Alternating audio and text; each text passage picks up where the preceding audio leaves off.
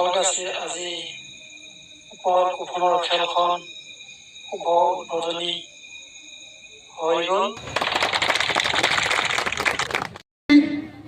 Helpline ফাউণ্ডেশ্যনৰ জৰিয়তে যিখিনি আমাৰ শিক্ষাগত উপাৰ্জন কৰিব বুলি কৈছে, যে আমাৰ ল'ৰা ছোৱালীক যিবিলাকে এডমিশ্যন ল'ব নোৱাৰে, শিক্ষাগত উপাৰ্জন কৰিব নোৱাৰে, সেইবিলাকে যিখিনি আমাৰ হেল্প ফাউণ্ডেশ্যনৰ জৰিয়তে যিখিনি পাব তেখেতবিলাকে, দুখীয়া শ্ৰেণীৰ মানুহে, এইটো বহুত ভাল কাম।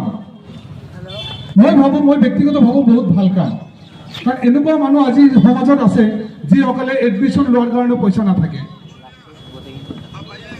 তেখেতবিলাকৰ উদ্দেশ্য কিন্তু এইটো নহয় যে টিকেট বিক্ৰী কৰিব লাগিব, টিকেটটো আমি ল'মেই, সেইটো বেলেগ বস্তু। কিন্তু আচলতে মূল উদ্দেশ্য হ'ল যে আমাৰ গাঁৱত, আমাৰ সমাজত